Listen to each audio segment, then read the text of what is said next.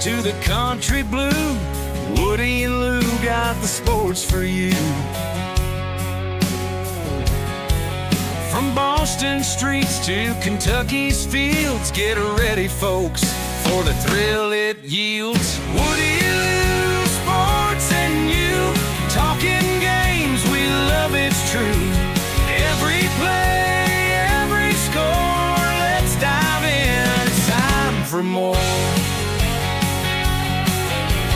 Lacing up the boots and calling plays, debates and laughs for all the days. From Fenway Park to Derby Run, sports talk magic just begun. Woody Lou, sports and you, sideline stories coming through. Every cheer, heartbeat soar, tune in now, we'll give you more. Celtics screams to Wildcats roar, touchdowns, goals, and so much more. Grab a seat, enjoy the ride, Woody Lou right by your side.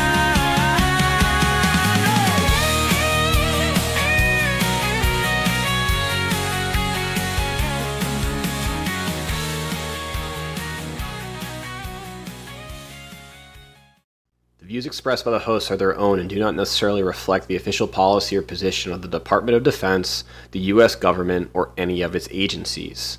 The information provided is for general informational purposes only and does not constitute legal advice. No attorney-client relationship is formed by providing this information, and nothing herein should be relied upon as legal counsel. For legal advice specific to your situation, please consult a qualified attorney. Braxton, episode 15, Neon Green, One-Eyed Monsters, Woody Lou, Sports and You, coming at you live. How you been? It's good to see you. Good, buddy. We've been busy as always. I feel like we're always starting the shows off like that, but things have been going well. Yeah, I know a 2-week layoff, not ideal, but life comes at you, and we have other priorities. But we're happy to be here this Sunday night live. Before we get into, we have a few ticker topics that I'm looking forward to discussing with you, but a little bit of housekeeping before we get started tonight. First and foremost, I want to wish a happy 5th anniversary to you, Braxton, and producer Kaylee. I know you guys went away for the weekend. I'm very happy for you. 5th year anniversary, very, very exciting. And then a few acknowledgments and then one apology. So first, I want to acknowledge the Mad Hatter, Woody Lou Sports and You's first ever live guest during our last episode. That was an absolute riot and rave reviews from the award-winning listeners. So Mr. Lewis, thank you again for joining us last weekend. And then on a more serious note, since the last time we recorded, there was a horrific event that happened at Fort Stewart. I'm sure everyone heard about it in the news. The shooting of 5 active duty service members. Thank God there was no fatalities, and the accused is in custody and will face justice. So just want to acknowledge that happening. Obviously, Braxton currently stationed at Fort Stewart, and I was there. So to the entire community during that lockdown, our thoughts and prayers were with you. And then lastly, an apology. And this is an apology to Miss Patsy. Miss Patsy, I went down to Broadway today for a little bit of people watching and imbibed a little bit. I know we've been good on the cussing during Woody Lou Sports and You, and I will do my best not to cuss tonight, but no promises. Braxton? Yeah, we got to keep you in line. Thank you for the 5th anniversary shout out. We got married 5 years ago today in the Oasis Cafe in Clarksville, Tennessee. The Oasis Cafe is conveniently located right next to the county courthouse in Montgomery County, Clarksville. So, Dan, if you ever find yourself finding the one, Mr. Joel Creek, if he's still kicking, he'll do it for a crisp $20 bill, and you might find the one of your dreams like I did. So I appreciate that. And then, yes, the event on Fort Stewart was unfortunate, but thankfully everyone is going to make it out physically okay for the most part. Some psychological impacts there, but we're going to continue on. We're going to be okay. So yeah, it's good to be back. I love that you finally got out onto Broadway.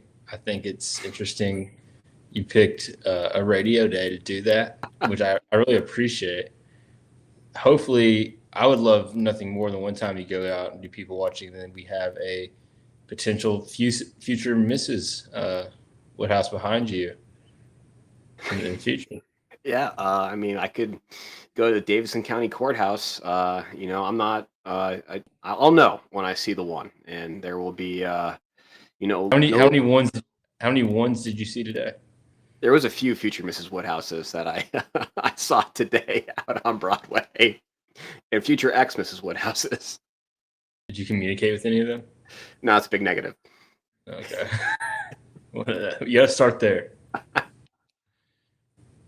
You gotta exchange pleasantries to get the ball rolling. Yeah, but it was a beautiful day, beautiful Sunday in Nashville. Decided to get out on Broadway, enjoy a 4-day weekend Sunday. So it was fun. I had a very fun time. Yeah, the 4 days where you get Monday off is always a good time in Nashville to actually enjoy yourself on a Sunday. That's for sure. So Braxton, you want to get right into the topics, and this was something that you had messaged to me that you I don't want to say demanded, but were very insistent on discussing, and that was the 2025 Little League World Series. Yes. So this weekend, Kaylee and I did a staycation. We went to Jacksonville, spent 2 nights in Jacksonville, which is only like 2 hours away. So a quick little trip. While we were in the hotel, I turned on the League World Series and I was watching it was New England. I think it was a Massachusetts team representing New England against a Texas team representing the Southwest. The things that I saw, Dan, at every echelon were terrible. First off, you have Carl Ravitch there calling the games, which he's a big deal, especially in baseball announcing. These kids are wearing, and I feel like we've really beat this point, but we have discussed this ad nauseum, especially with the Mad Hatter. But these kids are wearing these neon pink and green, like stuff that it's stuff that I would buy my daughter to play softball, but also it's like, men's league softball at the high levels, how they wear just the most gaudy, obnoxious uniforms. What do you mean by like men's softball at a high level? Like more than like your beer league softball? Like what is high level men's softball? Like competitive high level men's softball. Okay. And I'm not talking just beer league, but your like ESPN the Ocho men's softball. Yeah, like Team Mikan, which is a bat brand, versus like Team Easton, and then even below that too, like some of your bigger tournaments across the country. They wear just the most obnoxious outfits, but it's like, it's men's league softball. It's kind of like arena football had really obnoxious uniforms. They'd have something to stick apart. But these kids are wearing all this gear, like they're going to war. And when I texted you, what bugged me the most is all the chains they're wearing. And I get why they're wearing chains, because the big leaguers wear chains, but they're wearing like, they all had a cross necklace and like a bedazzled like friendship looking bracelet around their neck.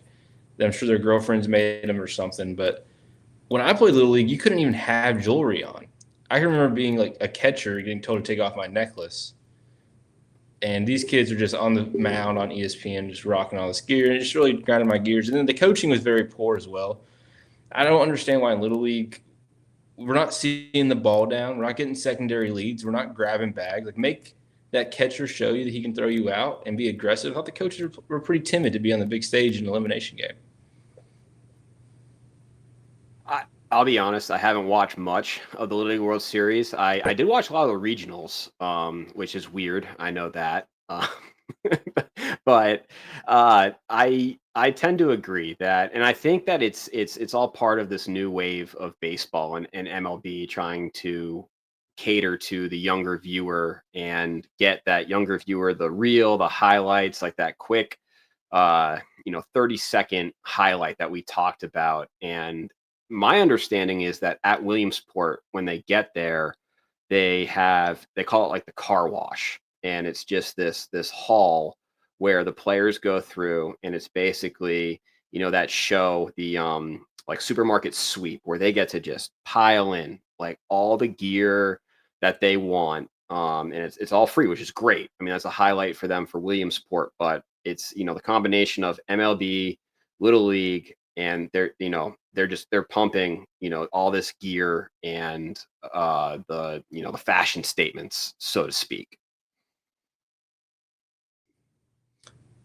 There's some type of statement. I don't know how much fashion is really involved, but it's just gaudy. And there's this one right fielder. I don't remember if he played for Massachusetts or Texas. He had like the mohawk fade, where like he had a rat tail out the back, and he had his oversized glasses with 20 chains and his throw-in sleeve, and just the cockiness just exuding through the television all the way from Pennsylvania to Florida.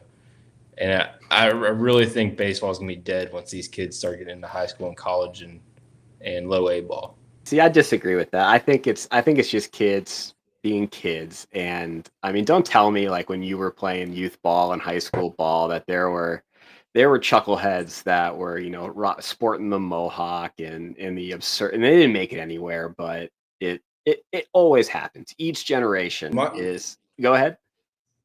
My high school had the New York Yankees clean cut policy in place.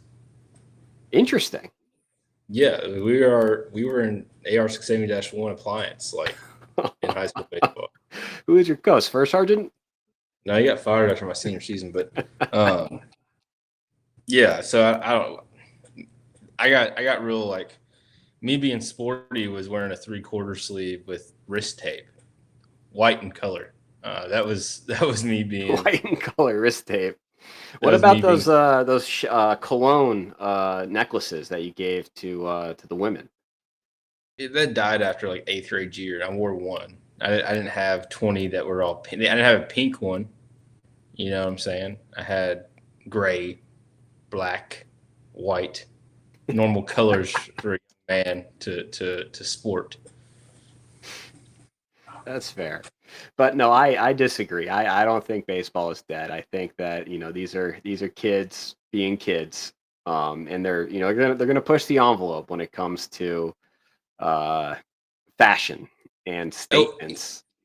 As we're talking fashion statements in sports, I can't read the chat. I can see it, can't read it. I'm wondering if Trooper Mac's in the chat, because Trooper Mac it looks like all the regions, like police agencies, had a basketball tournament. And I saw pictures of Trooper Mac in his basketball uniform with a headband, like a keep your hair back headband. But Trooper Mac, not a sweatband. No, not a sweatband. But Trooper Mac does not have hair on his head, so if he wanted to defend himself in the chat. Trooper Mac is in the chat, and I'll read through some of the chat. And once again, our award-winning listeners appreciate you being here tonight. But we do have Trooper Mac in the chat. And he's talking first about men's softball is crazy competitive in Florida, and that we also had him at the oversized glasses. And then also Mason McGregor in the chat saying that the haircut policy in high school baseball was a must, emphatically. Yeah. You had kids dyeing their hair bleach blonde, just looking like fools. Would you be what would you feel if your co-host spray painted his hair green for high school baseball? If you were in the playoffs or some sort of postseason, I could waive it. Yeah, it was 6th grade. We were in the playoffs. Okay. Now, if it's just like game 2 against the Diamondbacks, then what are we doing? It's funny you say that. I was on the Diamondbacks 5th and 6th grade. And 6th grade, I was a Little League Lexington Major League champion. What position? I was a bit of a utility guy, played mostly third base and left field. Leadoff hitter. Leadoff hitter? Yeah. Did you always watch the first ball, or did you ever go up there swinging? Oh, I made them work. I was Moneyball before Billy Bean and the A's. I work counts. I got You a lot found of a way to get walks. on. That was my job. I was supposed to get on, and I think I had the one of the highest on base percentages on the team, and I started. Actually, it's not true. Never mind. The rally for it went to extras, and the rally was started by Garth Goldwater, continued by Stephen Hogan, our final batter, and then I advanced the game-winning run to third base. My freshman year of high school, if the stat still stands, it's what I was told by the head coach at the time. I broke the high school record for on base percentage as a freshman, and I had 34 hit by pitches in the You were freshman year of hit high school baseball 34 season. times. 34 times. That Yeah, I believe that you had the highest on base percentages. That's insane. You were hit. I am like flabbergasted by that statistic. And I was an open stance lefty hitter, not crowding the plate, so I wasn't crowding or anything. The ball found me a lot. You weren't moving. No, I wore it. My nickname was Wear It there for a while. Wear it. I like that. Well, that's like Right. Stephen Hogan. Stephen Hogan, he was batting in on deck going into the extra innings, and coach told him, "Hey, Stephen, if now's the one to take one for the team, now's the time." And he just leaned into that. I miss high school Wear it. baseball. We do Yeah. have producer Kaylee in the chat. Didn't y'all do mustaches in high school? You could have the mustache only. It was the only facial hair you could have, but it was like Army standards where it had to be. They had to be couldn't go past the creases. No, you couldn't Raleigh fingers it or anything like that. That was the only facial hair you were authorized with a mustache. It was literally the Yankees. I was gonna say you guys were legitimately run by Steinbrenner. Yeah, and we blew it in the playoffs. So that's pretty on par, at least for not last year, but prior to for a while. And also in the chat, well, welcome back to Tony from Weymouth. He said, next time, Woody, you are on Broadway, please keep an eye out for my credit card. Will do. And half of the players in the Little League World Series are like Albert Pujols. They're in their 20s. Any comment on that, Braxton? Your observations of the Little League World Series? There was a kid. I watched that Massachusetts Texas team. There was a kid on one of the teams. He was like 5'9", 110 pounds, and he got hit by a ball, like got deflected off the plate into his shin, and it looked like you just like shot a giraffe the way the kid fell. And I told Kaylee, I was like, I'd call him Stilts. If I was his coach, I'd be Stilts. I'd be saying, Stilts, get up, dude. Stilts. The ball, it was a 50-mile-per-hour ball. But that one kid for, I think it's Taiwan, maybe. He's like throwing 82 from. Yeah. They pitched from what, 50 inches or 50 feet? No, they're 40 feet. Standards, 60.6 inches. So they're probably like 30 something. He's throwing 82 from there. Yeah, that's got to be the equivalent of like 106. Yeah, nuts. Reaction time. Well, I'll tell you this: the foreign teams, the teams not from America, are dressed like ball players. Yeah, so I think, and that's a shame considering it's supposed to be America's pastime, and we're just making a mockery of it. Again, I'm gonna say I think it's just kids being kids. There's this meatball kid. He played second base. This kid was probably, I think he was 4'11", 4'10", about $160. He'll thin out. It's got to grow. I told Kaylee, I was like, that's the fattest second baseman I've ever seen. He's like a little bowling ball out there. You're telling me you're not going to steal? You got a lefty batter up. You're not stealing, or a righty batter. You're not stealing all day on that kid. He's not passing height weight. Make him get to the bag. Yeah, he didn't get in the second. Is he going to pass height weight? No. And their swing speed looks terrible. I don't know. Like, I feel like I swung a bat a lot faster when I was that age. I don't know if they're like using bats that are too heavy for them, but the swings are in slow motion. I mean, I cussed a lot of children this weekend. We have Jack defending himself in the chat. In reference to the headband, it's made by Junk, Junk, and they are for sweating, not just hair. It worked 10 out of 10. Ball people sweat like crazy in the typical sweatband. That I don't know what this says. That R and them wear is just mid. Well, Junk is a sponsor of Brendan Donovan, Nice. unofficial friend of the program. Yeah. I would say friend of the program. Trooper Mac, whenever you hear this, I know we're on a little bit of delay. I'd love to know how many points you're averaging. Like, give me a little stat line on average for the tournament. Yeah, we'll wait for Trooper Mac to reply on that, and I think that's a great segue to actually the topic that we overlooked. We were supposed to lead off, and that was WNBA and the Braxton bets that we spoke about in a previous episode about the color of a certain item, foreign object thrown on the court.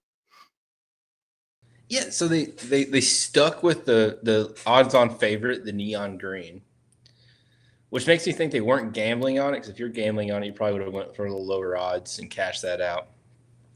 We had 3 more from our last recording get thrown. I believe 2 or so. 3. Yep. And I'll say this, my tone has shifted.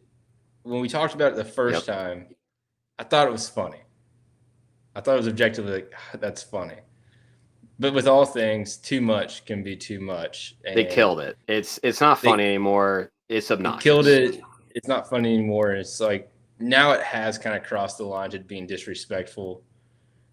You do it once, haha, do it twice, okay. But the 3rd, 4th, 5th time, just give it up. It's inappropriate.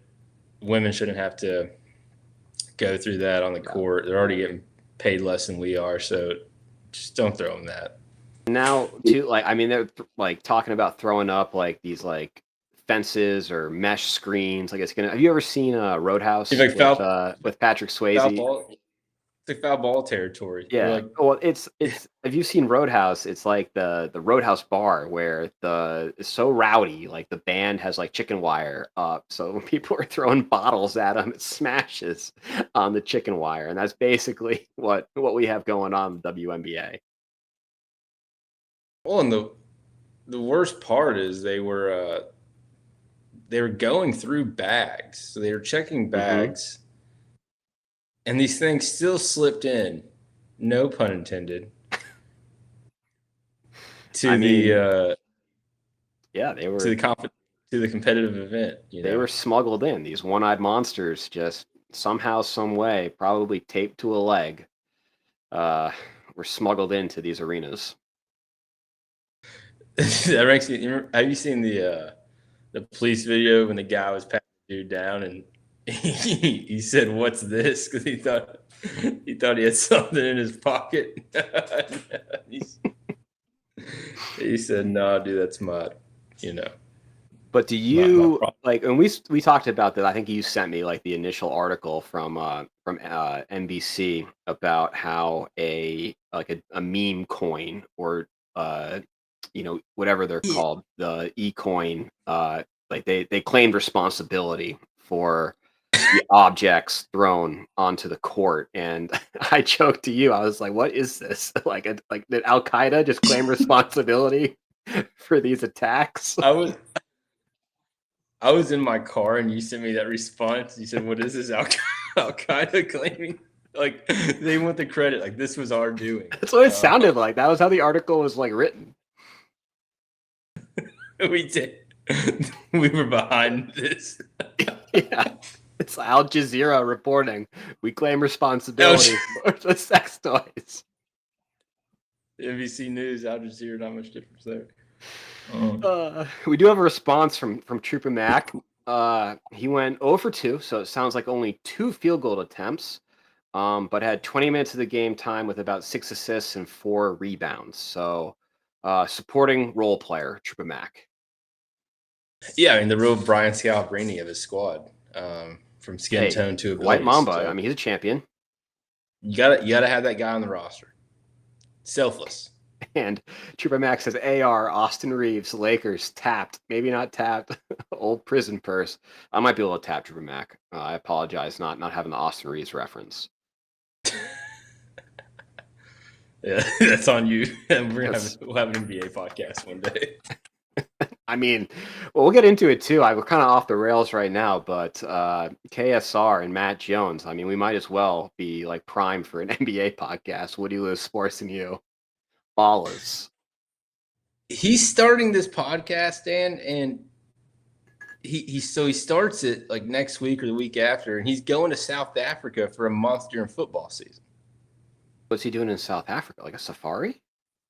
He's a part of this fellowship group where it's a bunch of like scholars across all political lines go to places in the world and be nerds. So he's doing that, but he extended his trip and he booked this travel agency that's for single people between the ages of 30 and 50. And he's really proud of the fact that he's going to be with a group of 10 people and he's the only man and the rest are women. But he's also really scared they're going to be on a convoy and the tire's going to like shatter and he has to change the tire because he doesn't know how. But yeah, so he gets an NFL show, then he just goes to South Africa for a month, misses 4 weeks of football. Is he going to be like FaceTiming into his show? I don't know. Who knows? And well, speaking of Matt Jones and KSR, this was something he sent to me since we last recorded, and it made zero sense. I don't understand Twitter, but somehow we got involved in a Kentucky Sports Radio tiff. So let me set the stage. Alan Cutler, his name's Alan Cutler. Mm-hmm. He has covered Kentucky for like 50 years. He's in his 70s. So he's covered all these basketball, football teams. He's a staple. He is like, I mean, Matt Jones would be mad if I said he's the godfather of like UK reporting almost. He has a book called Cut to the Chase that he was able to do really well on because he had all the inside stories. Like he's been at the center of all UK athletic drama for forever now. Okay. So he has a radio show. So big deal in Kentucky, right? Yep. He has a radio show. And he pretty much said something he took a shot at Matt Jones, just essentially saying Matt Jones, like, you can listen to him, but just know he doesn't really know what he's talking about. Right? So that gets back. Matt hears it. He starts attacking Cutler. So I turn into Cutler's show. I never listened to a show, trying to do a show. And he's talking, and he's like, look, Matt Jones is all, pissy, blah, blah. All I said was he doesn't know sports, which he admits to. And if you know sports and you listen to him talk about sports, you know he doesn't know sports. So anyway. That's like, I mean, we talked about this. That's like widely known about his show. So their shows are going back and forth. And I tweeted from our account, like, thank you to Matt Jones for putting me on to Alan Cutler's show. It's a lot better, or something like that. Alan Cutler then retweets that, quote tweets it, and is like using it as fuel to the fire of like, we're trending up. I was able to get some followers from that. We got right in the middle of it. And then Matt Jones then goes on KSR and says, there's these accounts on Twitter who feel emboldened by like our drama to get their like name out there. So like kind of like talked about us in a way. Did you take a shot at Woody Lewis Sports and you? I think he took like a slight at us. Like he kind of threw a jab without naming us. Okay. But we do fit the criteria of a no-name account that is in the interest of getting. You're definitely a no-name account. And we would love some traffic. So absolutely. Yeah, I'll side with them. And he didn't say anything wrong. No. I mean, like they say, all press is good press. So Matt Jones, keep us in your mouth. I was really hoping he was going to like tune into our last show and see that we talked about him for an hour, and just so he could hear my dad's comments on it. The Mad Hatter. And speaking of the Lewis family, Miss Amy Lewis, I did not forget you. She mentioned P.F. Chang's Wednesday nights. I don't really know what that means, but I assume it has to do with like Wednesday night Mai Tais. I can fill you in. So no, their Mai Tai specials are on weekends. Kaylee and I went to P.F. Chang's while we were down there in Jacksonville. I've never been to a P.F. Chang's. Kaylee swore about it. Yeah, so the lettuce wraps are fantastic. So we go to P.F. Chang's for my first time. And P.F. Chang's has Wednesday night, ladies' night, where they serve half-priced bottles of of wine. Oh, that's So pretty we were good. just thinking maybe you should find your local PF Chang's and on Wednesdays just happen to belly up there and maybe buy a group of young women a half price bottle of wine or Okay. two. Yeah, I like PF Chang's. I'm not sure if future Mrs. Woodhouse will be frequenting PF Chang's for half off a bottle of wine, but hey, beggars can't be choosers. No, they cannot, Dan. No, they And cannot. yeah, Um, so Go ahead. I was just gonna say, like, knowing yourself is very important in times like these. Mm-hmm. Mm-hmm. Trooper Mac is asking, what's the Twitter handle? And I think that's for the Adam Cutler show. If you wouldn't mind, producer Kaylee, can you send in the chat the Twitter handle for the Adam Cutler show? So ours is the live. We're Woody Lou Sports on Twitter. Woody Lou LEW Sports. Alan Cutler is Cutler18 CUTLER 18. He's got to use. And He needs a better marketer and brander. That's not great. well, he's 70.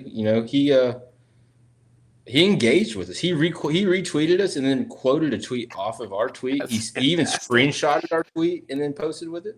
Can you tweet at him if he wants to come on the show?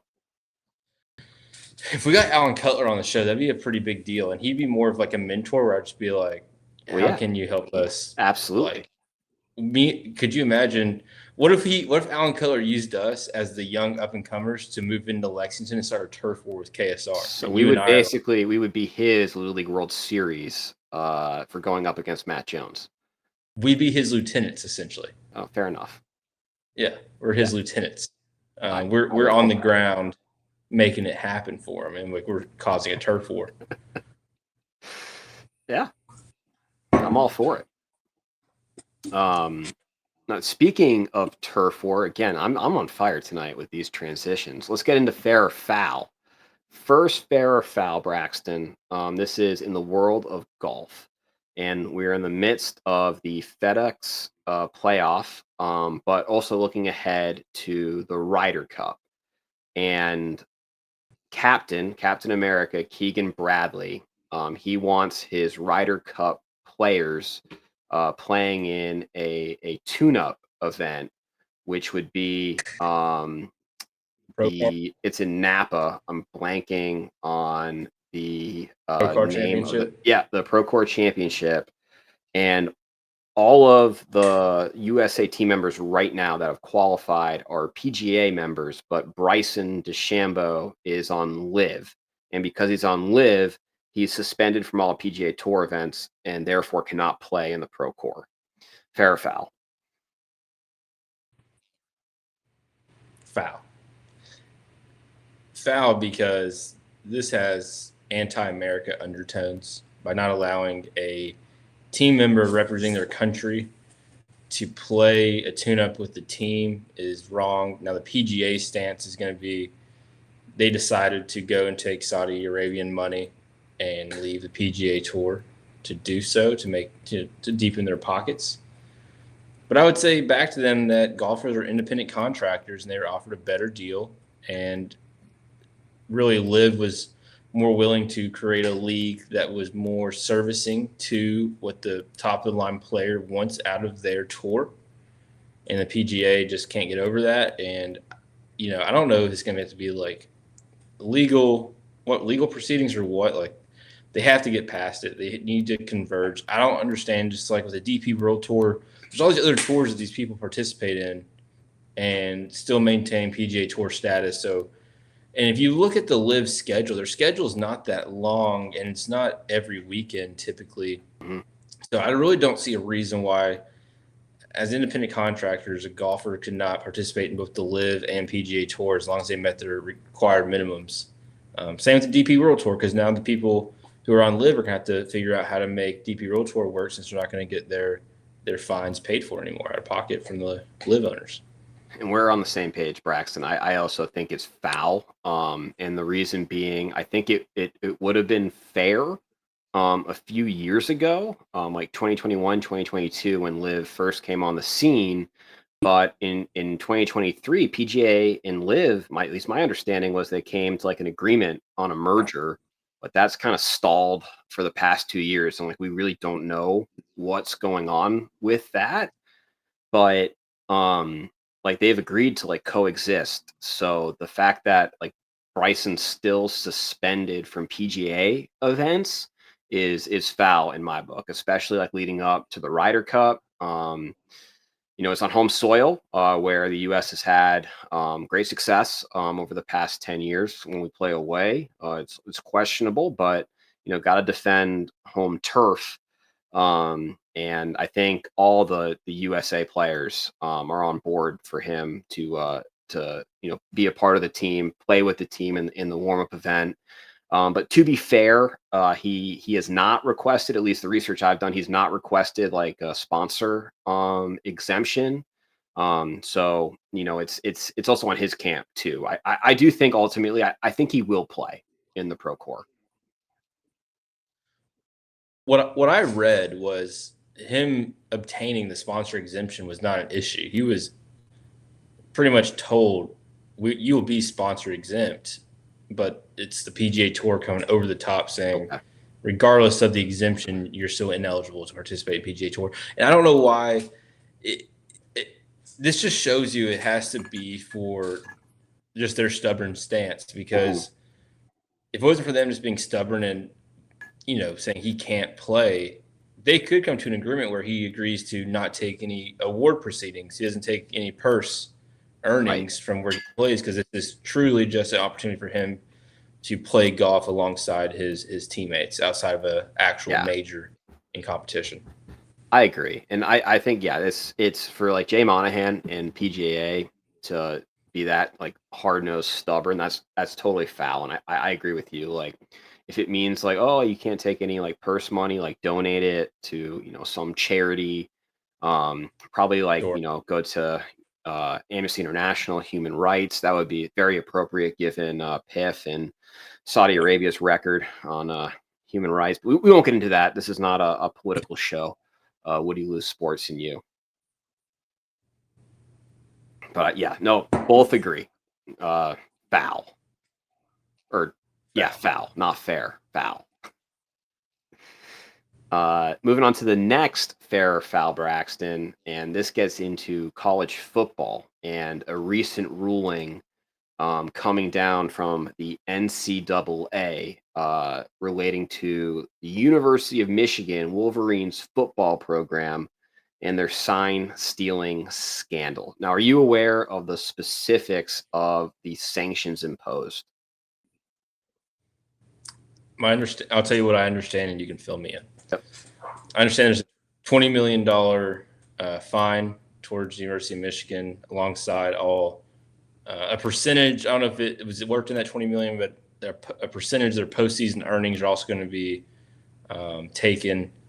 They gave a 10-year show cause to Jim Harbaugh, 10-year show cause to Connor Stallions. They added an additional game suspension to Sharon Moore. Is that his name? Mm-hmm. Yep, head coach. Because the school already did a 2-game, they imposed an additional 1 game. And that was really it. It was just financial, really. Yeah, you're spot on. It was $20 million in fines, potential for $30 million, and really where that's coming from is 10% of the football budget, and then the loss of postseason revenue, like you said. There are some recruiting restrictions, reductions in official visits, and some texting messages to potential recruits, and then obviously the show cause, as you mentioned. But importantly, they're not forfeiting any games, so they are still your 2023 national champions. And there's really no other sanctions or penalties other than that. Well, so the reason they didn't vacate wins, because for the NCAA to vacate wins, you have to prove that an ineligible player participated in the games that were won. Mm-hmm. Given the nature of why this fine or punishment was given to Michigan, it was not due to any actual players being ineligible. You see that in cases of legal recruiting practices, money being exchanged. Obviously, it's a lot harder to prove that with NIL. So no players were really at fault. It was just as a top-down ordeal. I understand not wanting to impose postseason bans given the players who are on the roster now did not have anything to do with it. However, I think it does set a pretty bad precedent because it shows that you can go and do whatever you want. You can win a national championship and then run off to another job outside of the NCAA. And this affects Jim Harbaugh zero. Unless you're the attorney, like, I don't know if in the future schools work in things in the contracts where if a coach is to leave and then gets carried up on NCAA violations, like they owe a stake of the payback of I don't know, restitution, but I don't know. Jim Harbaugh, I just don't like him. I don't like the way University of Michigan operates, and I feel like $20 million is a slap in the wrist in this state of college football. And just the Michigan brand in general, that $20 million can be found very quickly. And there's really just it's really just them saying they did something, in my opinion. I think you're spot on. And I mean, this is a slap on the wrist. And I think every Michigan fan would say that this sanction was worth every single penny if sign stealing, if it actually did contribute to that national championship season. And hard to, it's hard that they were a really good team. They were a really good team. It's hard to say if they weren't sign stealing, if they still would have, won the games that they did in 2023. But I think the fact that the NCAA just, gave them like a light tap on the bottom, Michigan fans will all day, every day say, yeah, that was absolutely worth it. Yeah, and it brings into question, too, about sign stealing in general. On face value, I'm not against sign stealing if you do it in a morally straight way. Morally straight would be defined here as picking up sideline calls given open source information. So if you can identify calls being made by being on the sideline of your game, or if you turning on ESPN, and if it's open source and you can gather that, I think that's just you being a savant and understanding some nuance in the sport that you're participating in. If you do it, in a immoral way by putting on different teams' uniform and finding your way onto the sideline of a field and doing it that way, it gets a little murky. But yeah, did you watch that Netflix documentary? I did. Yeah, and I mean, I think exactly like you're saying. Like, it seems like it started as like Connor Stallions. Like, he was just really, really good at exactly what you talked about, like the open source, like, really dissecting tape and like reading signs and knowing what signs meant, and also just interpreting signs that he didn't know for certain, but like probability stated like this is probably what they're signaling in. And then he was so good at it. It devolved into like, I got to keep on providing this like high level like product intelligence for my team. And then it waded into the waters of like, I mean, some weird stuff, like him ending up on the sidelines of like Central Michigan wearing a Chippewas hat like that. It got to be insane.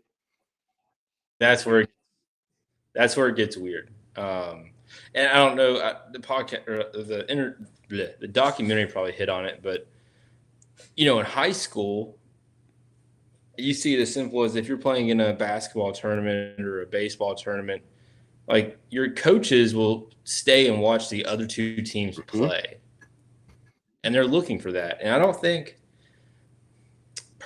see a problem with that, as long as, let's say, that's what they're hired for. So if you have if your organization has someone on the payroll whose like job description is scouting coordinator, like scouting can be all encompassing. In my opinion, that can be encompassing players to come to your program.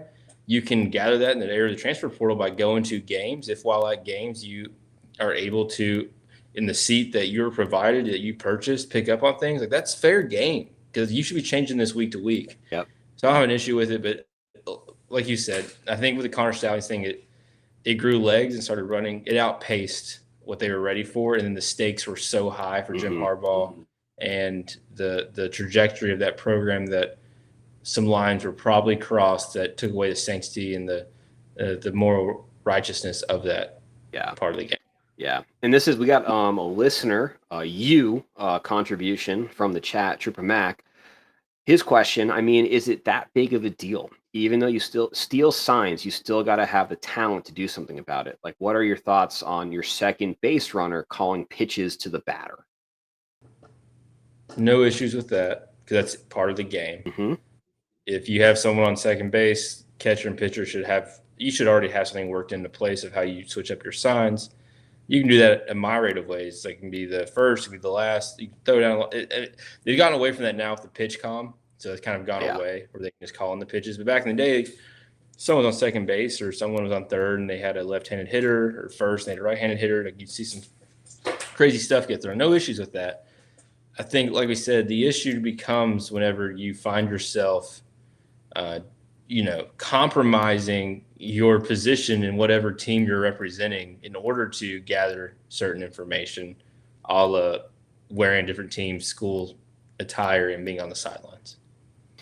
Yeah, I mean, if pitchers tipping pitches, that's on the pitcher.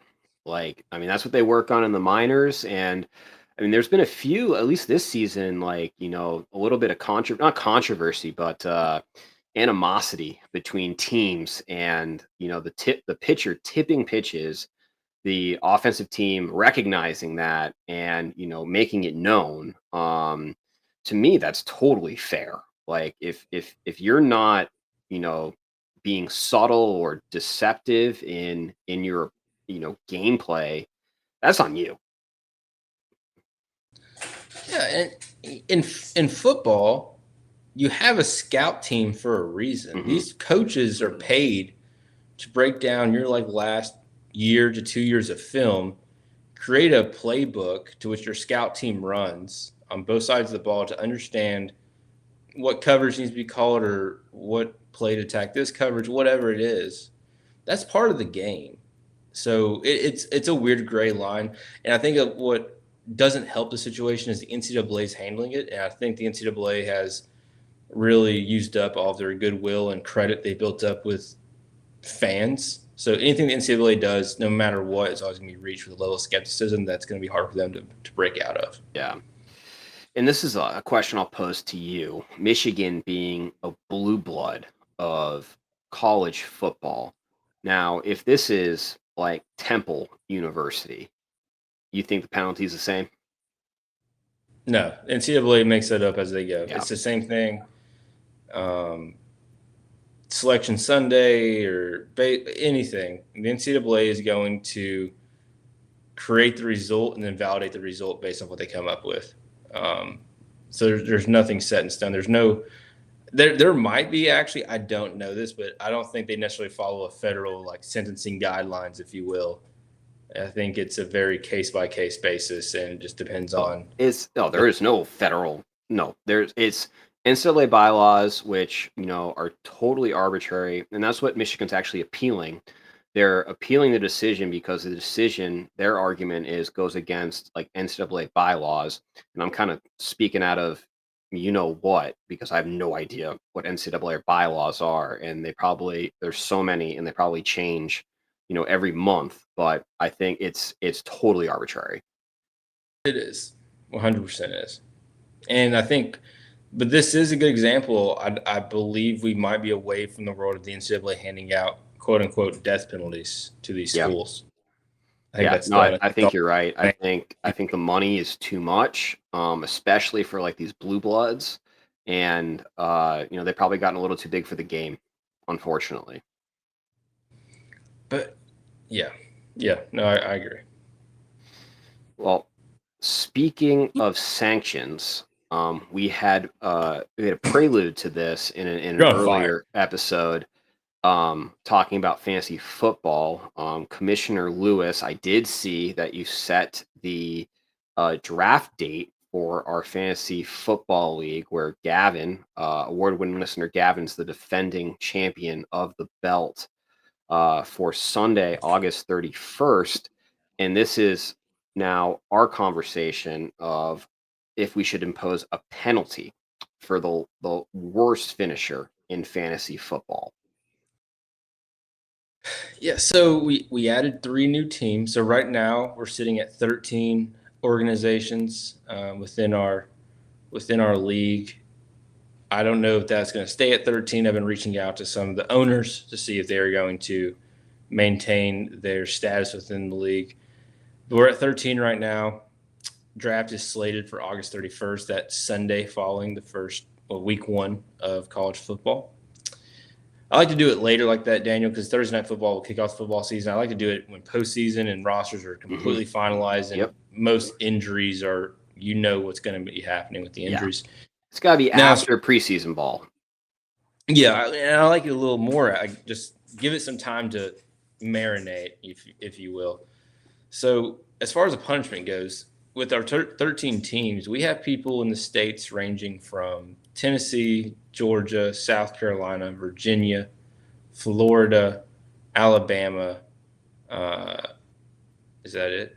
We really cover the SEC. Oh, and DC. Okay. So we have people participating all across the Southeast. Yes. When you think of a fantasy football punishment, I feel like everyone needs to be in on it for it to work. And I'll be honest with you, I've been struggling with us being so dislocated, how we merge the dislocation into a suitable punishment. So you want like people to be witness to it? Is that what your concern is? I feel like that's the most enjoyable if everyone can witness the punishment. Yeah. But I'm trying to think of like my 2020 COVID brain is trying to figure out how we can do something that's entertaining for the league and fair to the loser while we're all not co-located. Yeah. Yeah, no, I think that's definitely a balance with the punishment. And as you know, I was punished by one of my leagues in having to take the SAT as a 34-year-old man. Very embarrassing, a complete waste of my Saturday, but I did get a scholarship to the University of Georgia, so it wasn't all bad. I know, and I love that idea, but it almost is like, how much more fun would that be if we all went out that Friday night and went on a bender and then made them go in that Saturday morning to take the test after being, something like that. Well, I think that it should probably be like a punishment reunion. Like instead of doing like an in-person draft, we meet up for the end of the season where Gavin can finally get his trophy and also impose the punishment. Yeah, producer Kaylee's worked on the trophy. Yeah, I like that. I need to see how the roster is going to shake out. I think we're all close enough in theory for it to work. Our 2 Virginia outliers might be, they might throw a wrench in things, but we could definitely find a central location for us to congregate. And I don't want it to be all financial. I mean, you could say, hey, the loser. So I generated a list of punishments, of popular punishments, and I think we've spoken about a few of these. So I want to get your take on a few of these. So you're familiar with the Waffle House challenge, right? Yes, it sounds terrible. Is that something you would want to impose? Fair or foul? If we were all together, fair. Okay. This one I kind of like, and I think it's very, very funny. A calendar photo shoot. So the loser has to do a themed photo shoot by a professional photographer, and everyone in the league gets a calendar. Oh, I love that actually. That's the number one for me right now. Okay. Because you could do that located anywhere, and all it's gonna take is you, and we could all chip in on it, and then you just have to. We would all just pay for our shipping to our home address so that we can then display this calendar in our offices or garage. That's number one for me. I like that one. Now this one's a little permanent. Tattoo of the winner's choice. Feel like our league needs to be in existence for 10 plus years before we throw around tattoos. Okay. Open mic night. So loser has to sign up to do stand-up comedy at an open mic. If we could get 80% of the owners there, yes. Yep. I think that's definitely an in-person one. And then another one that was a popular one would be like a lawn sign or billboard where the loser has to prominently display in their yard a sign of the winner's choice. That'd be cool. You could do that not being together. Yeah. I think I'm pretty set. I really like the calendar idea. Yeah. We do have some chatter in the chat. Trooper Mac on the 999 challenge, link up at a baseball game. So that would be a group thing. And then producer Kaylee, I think this might be in reference to the calendar. I feel like that could be inappropriate with the women in the group.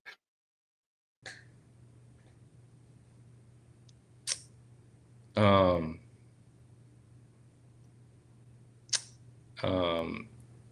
Tongue tied, Braxton.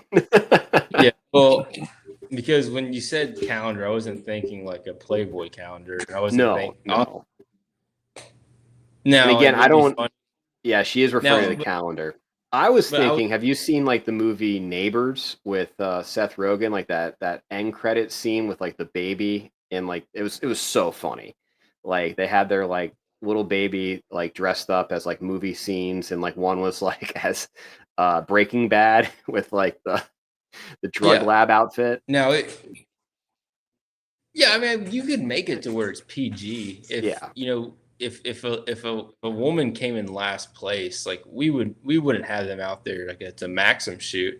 My head went to no. It would be funny though if like Trooper Mac lost, like having him do like a firefighters, you know, like the if he I'm sure he knows a firefighter. The volunteer firefighter charity calendar. Yeah, like that'd be funny, you know, like incorporate some hoses in the truck, you know, that'd be funny. Some suds maybe.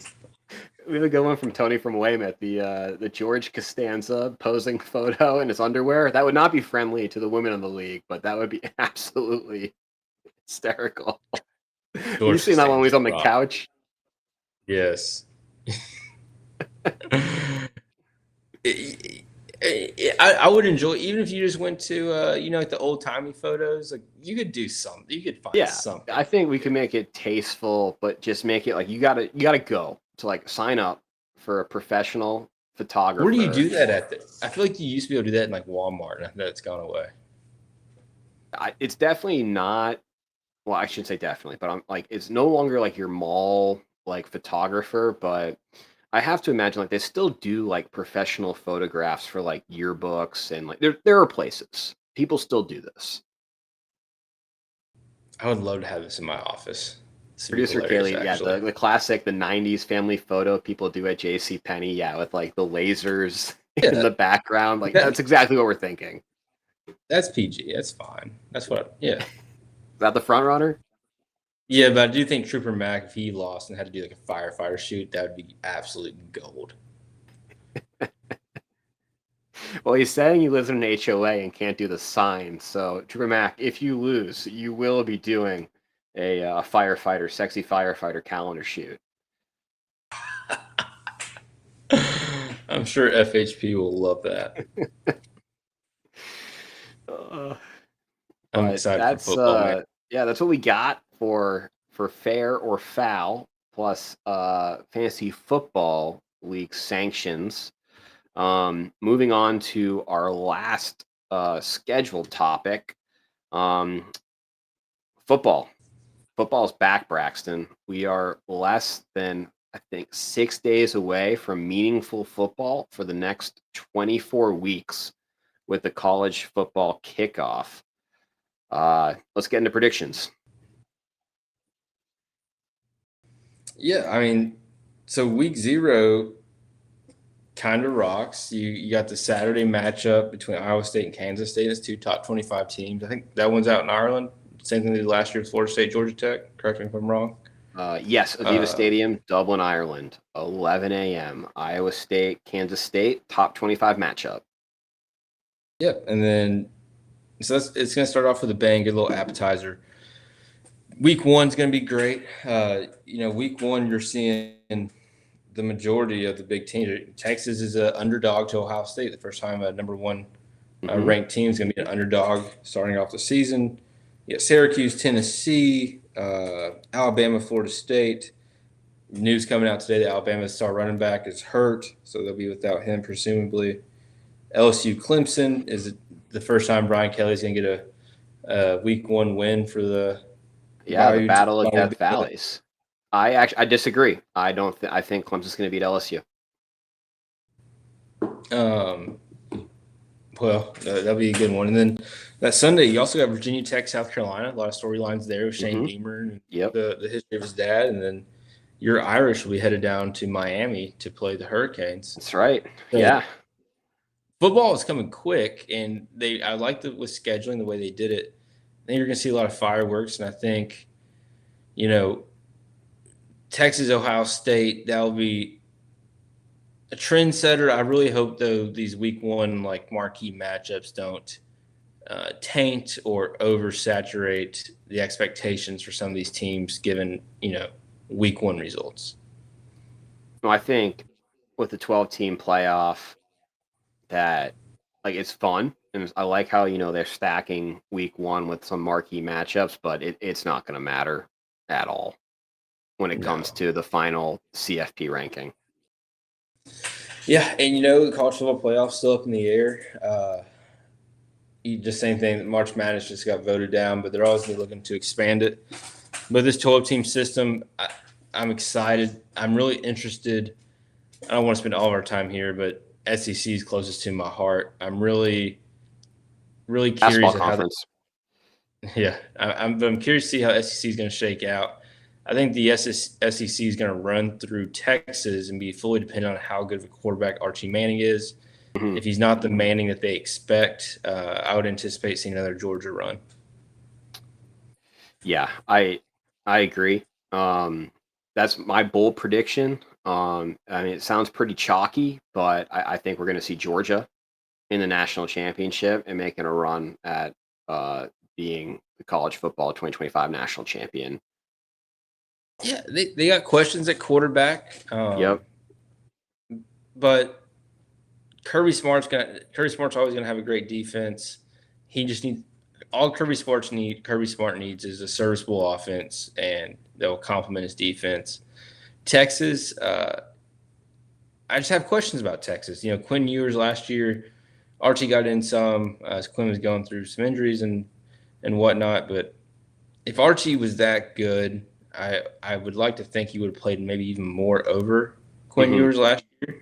So we'll see what he has, but I tend to lean with you. I'm not fully bought in on Texas yet. I'm still going to lean Georgia for the SEC champions. And I think the stat that I was most intrigued by that I heard listening to the radio earlier today was of the top 10 AP teams right now. So we have Texas, Penn State, Ohio State, Clemson, Georgia, Notre Dame, Oregon, Alabama, LSU, and Miami. 6 of those have first-time starting quarterbacks. That does include Carson Beck. That doesn't really count because he's been an experienced quarterback for Georgia, but he's starting for the first time for Miami. So really 5. Yeah. Former Kentucky offensive coordinator Shannon Dawson down there in Miami, he's already tooting his horn thinking he has another number 1 overall draft pick behind center. I'm not sold on Carson Beck. I'm not sold on him at all. He goes down to Miami just to cheat on his girlfriends, and now he's just allegedly. When you think of teams that just don't do it for me, and I don't care if there was a number 1 next to their name, like Miami's that team for me.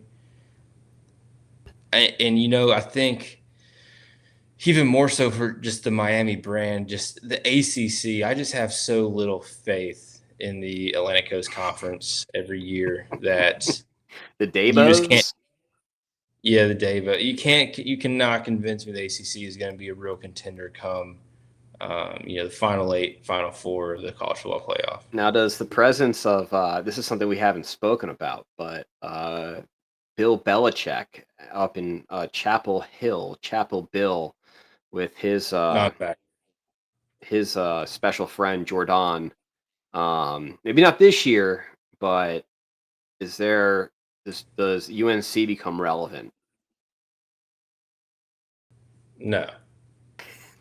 Hard no Well, from depends on what Braxton. depends on what relevant is to you. Relevant in the sense of where Bill Belichick could lead them to an 8 or 9 win season, and that'd be a big story I because would it's say Bill competing for Belichick. ACC championship and a automatic berth in the playoff. No, Okay. no. I don't have their season over under in front of me, but if it's at 7.5 or 6.5, I'm taking the under. I think it's a great storyline. Like I will be watching UNC games because of Bill Belichick. The ACC is weird, man. You know, with SMU, Mm-hmm. Louisville, Clemson, Miami, FSU. just those. Well, Mark Norvell and FSU, I'm not convinced on them at all. Georgia Tech's trending. I think Georgia Tech was picked 4th or 5th. Yeah, I don't think.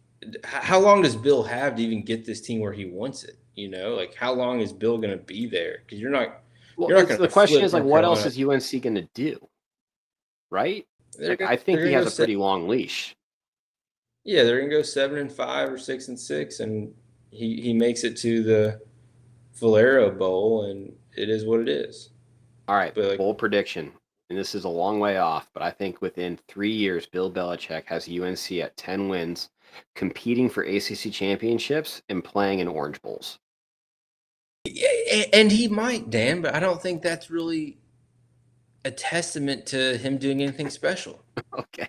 I mean, look at how many times has Louisville went in to play Kentucky in Week 12, and they were, 9-2 or 8-3 or 10-1, and they lose to a mediocre SEC school. I'm not buying it. Not buying that stock. Well, I understand. Yeah, when it comes to like the interleague play, the SEC is the gold standard of college football. Um, so yeah, ACC team, I would say, more likely than not, going to get knocked down by an SEC school, but that doesn't mean that UNC is not going to be competing for playoff positions. You're correct. Agreed. Okay. Now, before we sign off, let's get into who is your Heisman pick.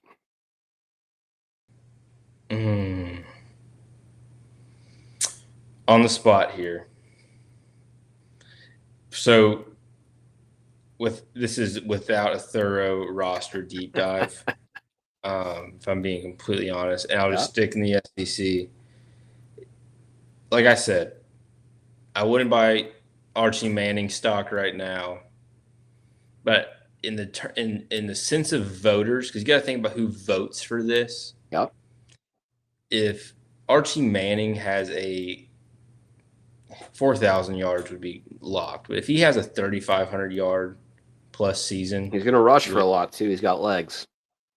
If he had like a 3,500 and 500 yard season with a manageable record of 10-2 or higher, I don't see a world where the voters don't go with him, just solely because of the name and the Name chance recognition. This could be his only season in college football. And no Manning has won the Heisman. I feel like the third generation will get it done. I think bias is something you have to acknowledge. We got Philly Mike OG in the chat talking about Terry McLaurin, a Kansas City Chief. They traded 2 firsts. No way. I'm not quite sure what. They just do that? That might be breaking news on Woody Lou Sports and You from Philly Mike OG. So obviously, former producer Colin, more on him later. Terry McLaurin Stan. I'm not seeing anything. Yeah, he's still a commander. Philly Mike OG might have some inside intel. I'm not getting any breaking news on the normal sources.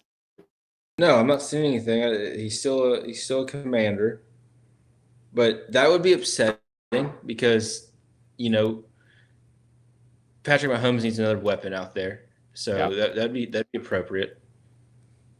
That would be devastating if they got Terry McLaurin. I can't stand the Chiefs. Yeah, but the AFC is going to run through Buffalo this year.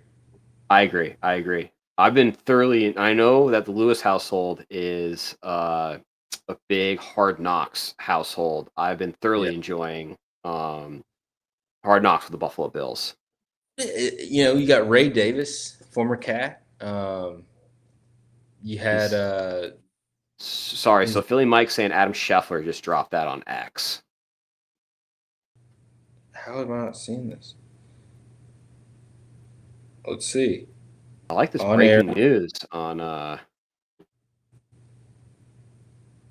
Woody Lou Sports and You. Thank you, Philly Mike OG, but we can't confirm. Are you sure that's not a make believe account? Could be. We could be being hacked by the Chinese. I'm not seeing it on Shefty. Yeah. I'm not either. I'm not seeing it. No. Not confirmed. Terry McLaurin to the Chiefs. Not confirmed. I want to talk about the Eagles wide receiving room is now A.J. Brown, Devontae Smith, Jahan Dotson, John Mechie, and Johnny Wilson. Because the Texans just gave Mechie the Eagles. That's stout. Yeah, and I think the Eagles are going to be another. I mean, they're. I don't see how they're gonna, unless they have a hangover. I think they're winning the NFC Championship. They're the team to beat for sure. Yeah, and we'll do a deeper NFL deep dive. Yeah, when we get closer, we still got 2 preseason games left. What are you thinking about on college football though? We talked SEC, so we're leaning Georgia. ACC, are we just leaning Miami, but expected to be? Clemson. It's Clemson. Clemson's going to win the ACC. No, so it won't be Dabo. So I think ACC, I'm leaning Miami or SMU. I'm going Clemson. Okay. Big Ten, Ohio State, Penn State kind of decide that. It goes through those 2 schools. I as much as I hate, I'm sorry we use that. We don't try not to use the word hate on Woody Lou Sports and You, but Penn State is what all the pundits are saying. But big game James, he hasn't done it, and until he does it, it's hard to pick them. No, yeah, and James Franklin's in my Dabo Swinney bubble of coaches that I have such little confidence in. And Ryan Day was also there. I think last year helped him a lot trying to beat that. Oh, yeah. But I think USC might make a run. I think Lincoln Riley, this is his, I want to say 3rd season in LA. I think USC is I don't want to say dark horse, but watch out for them in the Big Ten.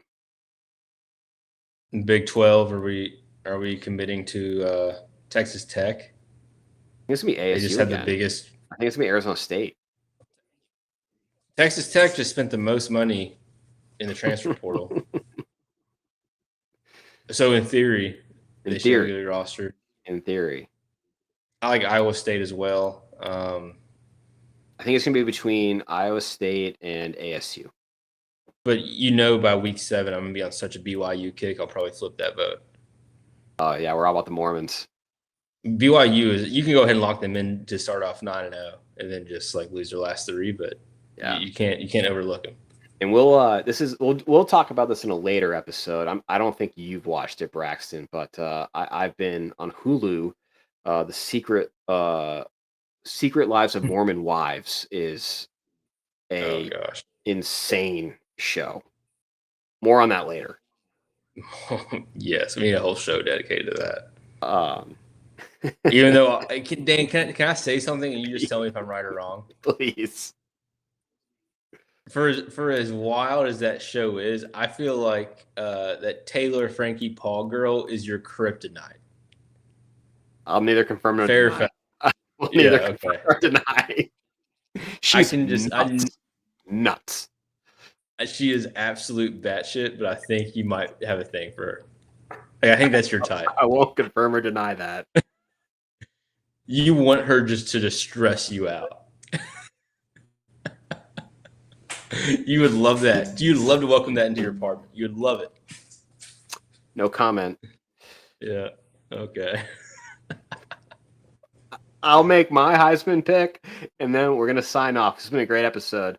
My Heisman pick is a homer pick. Go Irish, Jeremiah Love, running back, your 2025 Heisman Trophy winner. All right. Go Irish. Go Irish. All right, Braxton. This has been a fantastic episode. Any closing thoughts for our award-winning listeners? Football's back, baby. Football is back. We'll have more. All right. Thank you, everyone, as always, for tuning in, contributing in the chat. We got an all-time troll in Philly Mike OG. Welcome. Woody Lose Sports and you. Everybody, have a great week. Bye.